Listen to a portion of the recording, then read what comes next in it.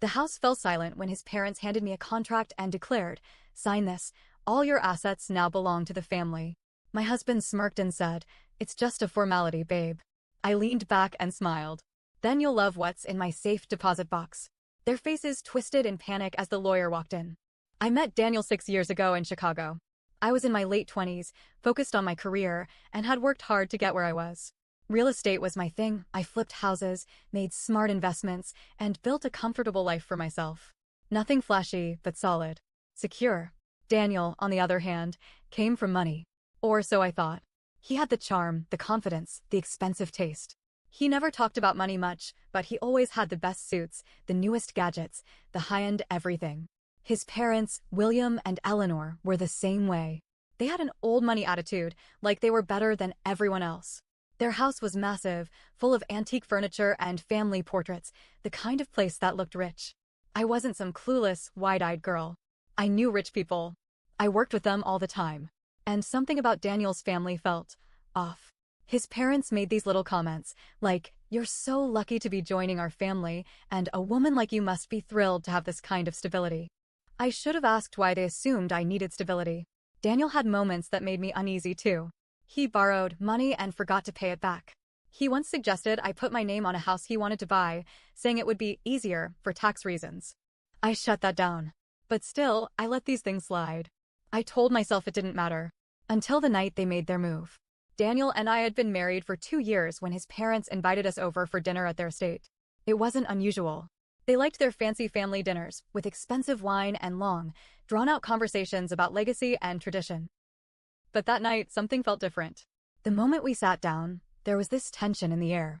Daniel seemed excited. His mother was practically glowing. His father, always stoic, had a satisfied look on his face. Halfway through dinner, William cleared his throat and pulled out a thick stack of papers. He placed it in front of me like it was a gift. "We've been thinking about the future," Eleanor said, her voice warm, almost maternal. "About what's best for the family." I glanced at Daniel. He was watching me closely, waiting. "We need to ensure stability," William added, sliding a pen toward me. "This contract will allow us to combine our resources. One strong financial unit working together." I picked up the first page and started reading. They wanted me to sign over everything. My savings, my investments, my real estate portfolio, even my personal bank accounts. All of it would be put into a family trust, which, of course, was controlled by them. My stomach twisted. "It's just a formality, babe," Daniel said smoothly. I looked at him. He was smiling like this was all normal, like I should have expected it. "You trust me, don't you?" Something snapped inside me. I leaned back in my chair, took a breath and smiled. "Then you'll love what's in my safe deposit box." The room went silent. Daniel's smile faltered. Eleanor's fingers clenched around her wine glass. William's jaw tightened. I watched their faces shift, their confidence waver. They had expected me to be surprised. Maybe even flattered. But I wasn't playing their game. "What's in the box?" Daniel asked, his voice tight. "Oh, just some paperwork," I said casually. "A few documents. A little something I put together before we got married. For protection." The silence stretched. Then, as if on cue, the butler stepped into the room. "Ma'am," he said. "Your lawyer is here." I wish I had a camera to capture their faces. Daniel went pale. Eleanor looked like she'd swallowed a lemon. "William?" He just stared at me, his grip on the contract tightening. A second later, Teresa, my lawyer, walked in. "Good evening," she said, setting her briefcase down on the table. "I understand there's a contract my client is expected to sign." Eleanor was the first to recover. "This is a private family matter," she said sharply. "There's no need for lawyers." Teresa ignored her and picked up the contract. She flipped through it, her eyes scanning the pages. Then she let out a short laugh. "Wow," she said, shaking her head. "This is blatant financial manipulation." Daniel shifted uncomfortably. "It's not like that," he started, but Teresa cut him off. "Actually, it is." She turned to me. "If you sign this, they'd have complete control over your assets. They could drain your accounts, sell your properties, and legally, you wouldn't be able to do a thing about it." Eleanor's face turned red. "It's just about trust," she snapped. "Right," Teresa said dryly. "That's why it explicitly states that they have control over withdrawals, property sales, and financial decisions. But you would have no access without approval." She turned to me. "Good thing you have a lawyer who actually reads the fine print." Daniel stood abruptly. "Why are you acting like this?" he demanded. "Why am I acting like this?" I repeated, my voice calm. "You just tried to steal everything I own." Eleanor's voice turned sickly sweet. Sweetheart, this is just a misunderstanding. No, I said. It's not. I took a deep breath and stood. And I think I'm done here. As I stood up to leave, Daniel grabbed my wrist. Not hard, but firm enough to make a statement. His smirk was gone, replaced with something colder. Don't do this, he muttered under his breath. You don't want to make enemies here. Enemies? I yanked my hand free and looked him in the eye. You already made me one. Eleanor suddenly switched tactics. She let out a shaky laugh and placed a delicate hand over her chest, like a soap opera actress trying to calm her nerves. Darling, you're overreacting. This is all a misunderstanding. I didn't say a word. She kept going. We only meant to protect you. This world is dangerous. Money can be lost so easily, and we just wanted to make sure you were safe. That we were all safe. Safe. Right. Safe from what, exactly? Myself? Teresa, my lawyer, crossed her arms. If that were true, why did you structure the trust so that my client had no control over her own money? William exhaled through his nose, clearly running out of patience. He glared at his wife, then at Daniel.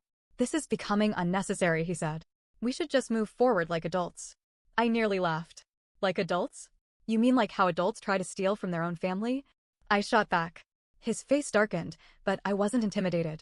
The truth was, their desperation was showing.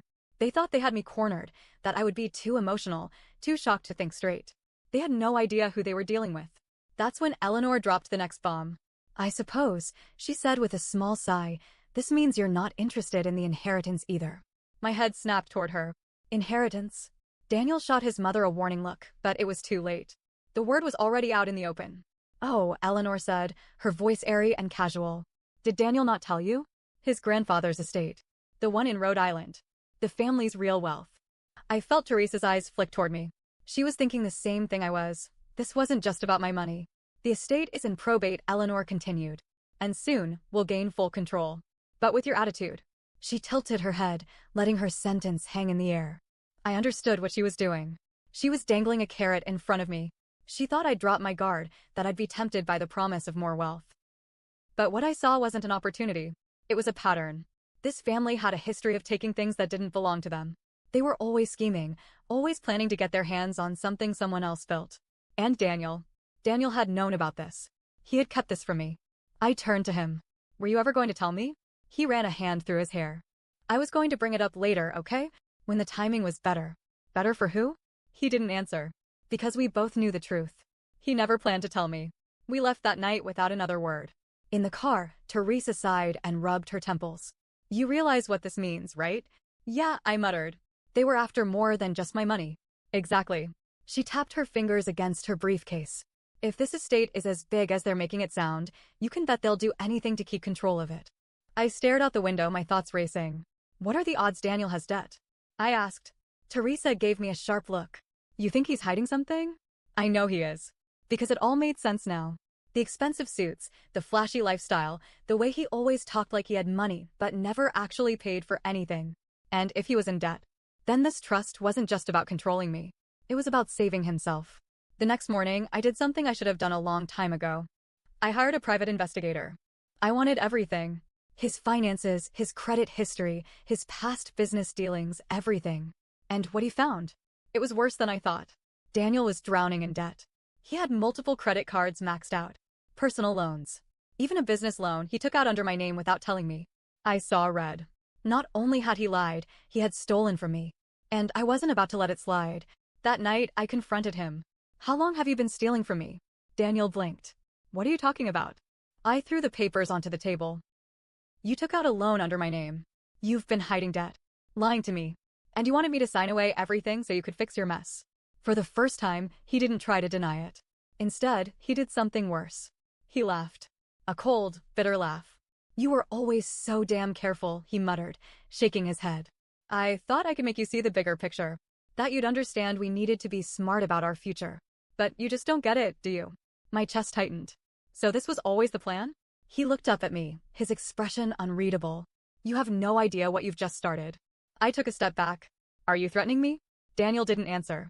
He just gave me one last look before grabbing his coat and walking out the door. I stood there, my hands clenched into fists. I wasn't scared. I was angry. And if he thought this was over, he was dead wrong. After Daniel walked out that night, I barely slept. My mind raced, piecing together every red flag, every lie, every manipulation. He hadn't just betrayed me, he had been planning this for a long time. And I had let him. The next morning, my phone buzzed. Teresa, you need to come to my office. Now. I could hear the urgency in her voice, so I didn't ask questions.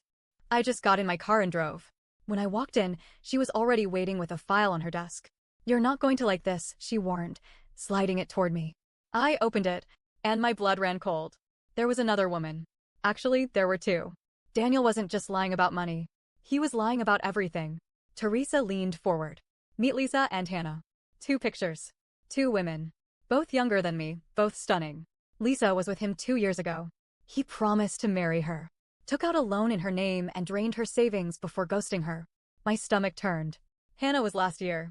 Same story, but he never actually broke things off with her. I stared at the pictures, trying to process. So, he was cheating? Teresa nodded.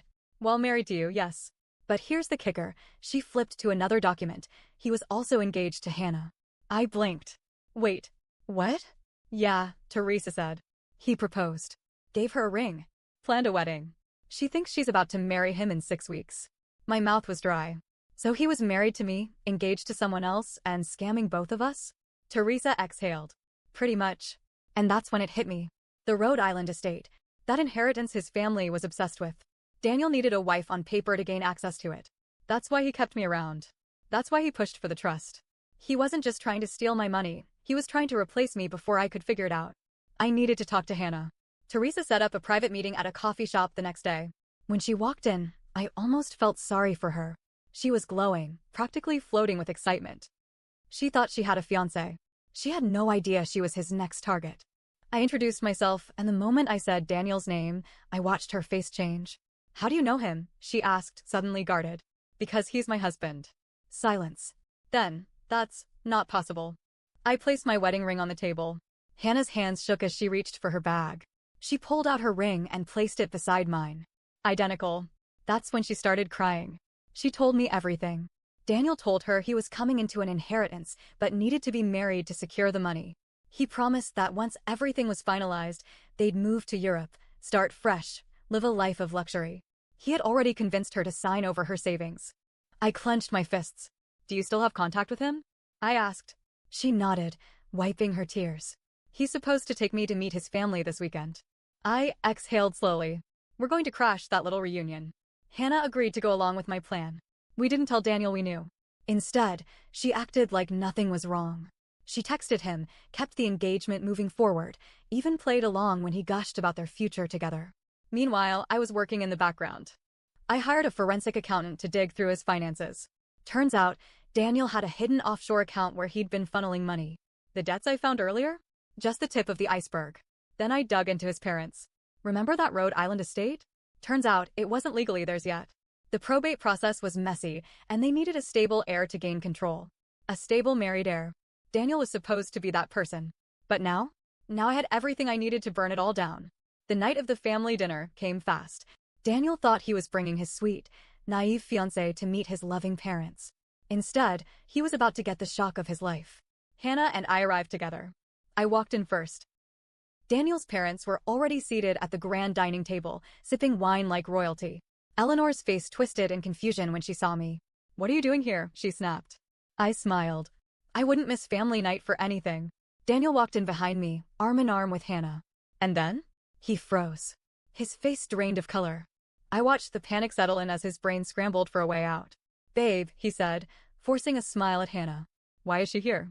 Hannah crossed her arms. You tell me. Silence. His mother stood abruptly.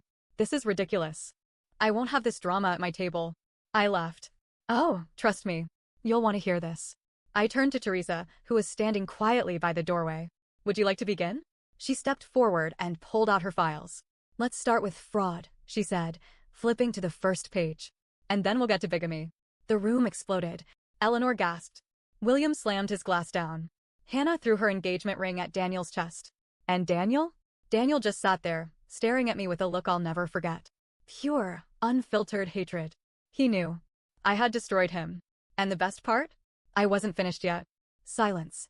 Not the kind of silence where people are processing information. Not the kind where someone is waiting to speak. This was the kind of silence before a bomb explodes. Daniel sat frozen, gripping the edge of the table so hard his knuckles turned white.